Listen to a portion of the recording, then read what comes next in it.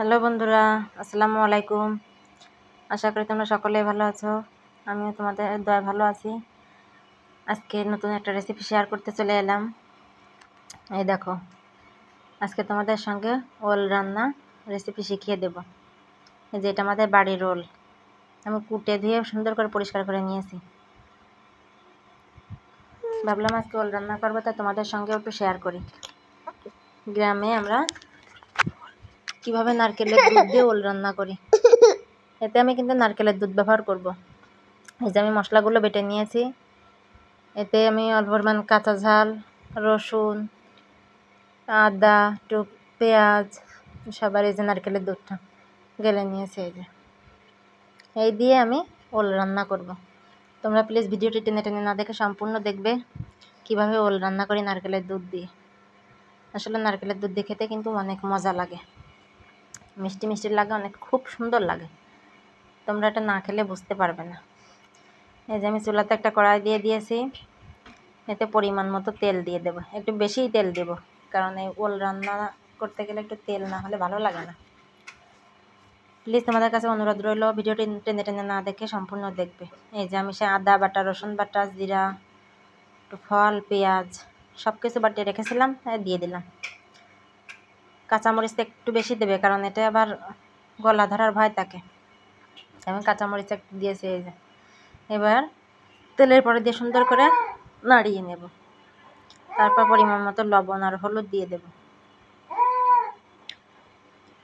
তোমরা আমার এই রান্নাটা দেখে দেখে বাড়িতে একবার রান্না করে খেয়ে কমেন্ট করে আমাকে জানাবে কেমন লাগে। নিশ্চয়ই ভালো লাগবে, কারণ নারকেলের দুধ দিয়ে ওল রান্না করলে হেভি মজা লাগে। তোমরা না খেলে বিশ্বাস করতে পারবে না। এই যে দেখো, আমি মশলাটা একটু যেমন তেমন কষিয়ে নিচ্ছি, অল্প পরিমাণ কষালে হবে। এবার আমি ওলটা দিয়ে দেব। ওলটা দিয়ে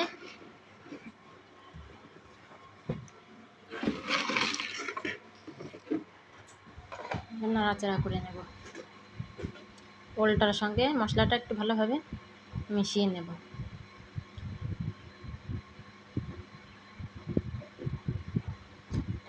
আসলে এক একজনের রান্নার ধরন এক এক রকম, আর এক এক রকমভাবে এক এক রকম স্বাদ লাগে। কিন্তু গ্রামে আমরা এই যে ওল রান্নাটা এভাবে, গ্রামে আমরা ওল এই যে নারকেলের দুধ দিয়ে রান্না করি। এই যে এই পাশে নারকেল দুধটা দিয়ে দেবো। কখন দিয়েছি দেখেছো তোমরা? নারকেলের দুধটা দিয়ে এবার নারকেলের দুধটা যতক্ষণ পর্যন্ত না শুকাবে ততক্ষণ পর্যন্ত এটা কষাতে থাকবো। একদম পুরোটাই শুকিয়ে ফেলবো না, অল্প একটু থাকবে, তখন পানি দিয়ে দেবো। যে আমি এবার এটা কষাতে থাকছি, তোমরা আমার সাথেই থাকো। দেখো কিভাবে আমি এটা কষিয়ে রান্না করি।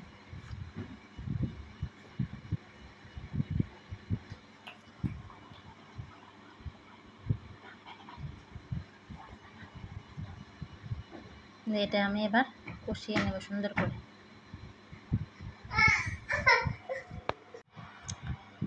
এই যে ওলটা আমার পুরো এই যে কষানো হয়ে গেছে অনেকটাই। দেখো একদম কিন্তু সে তলে শুকিয়ে যায়নি, একটু তেল তেল বেরোয়েছে। দেখো তোমরা প্লিজ আমার রান্নাটা টেনে টেনে না দেখে সম্পূর্ণ শেষ পর্যন্ত দেখে রান্নাটা শিখে নেবে।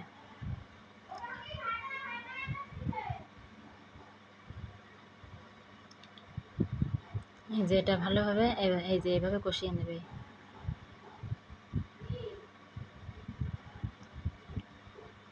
তোমরা সবাই আমাকে সাপোর্ট করো, তোমরা আমার সাথে থাকো, সাপোর্ট করে আমার পাশে থেকে ভিডিওটা শেয়ার করে দেবে আর সাবস্ক্রাইব করে দেবে।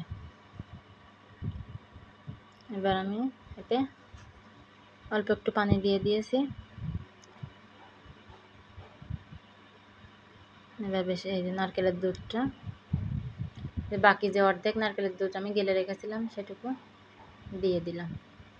এতে বেশি পানি দেব না, কারণ আমাদের বাড়ির ওল তো, এটা খুব ভালো, প্রচুর স্বাদ এতে, আর এটা একদম গলে যায়। এই যে এবার ঢেকে দেব, আর 10 মিনিট ঢেকে দেব।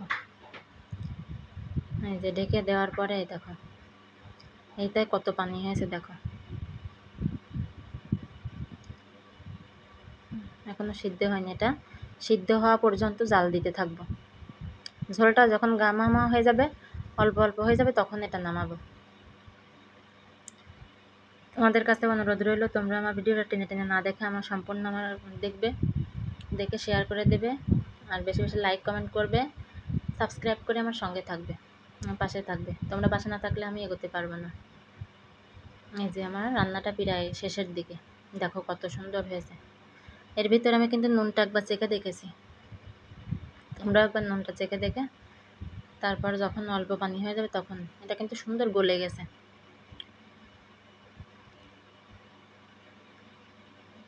এই যে এটা একদম ঝোল একটু গামামা হয়ে যাবে তখন নামাবো, কারণ আর হালকা হালকা একটু রাখবো, কারণ ওলে কচুতে এই সপ্তাহে ঝোল টেনে নেয়।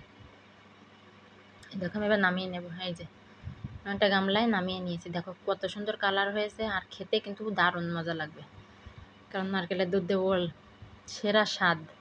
আর তারপর আমাদের বাড়ির ওল, এটা অনেক সুন্দর খেতে, ভীষণ সুস্বাদু।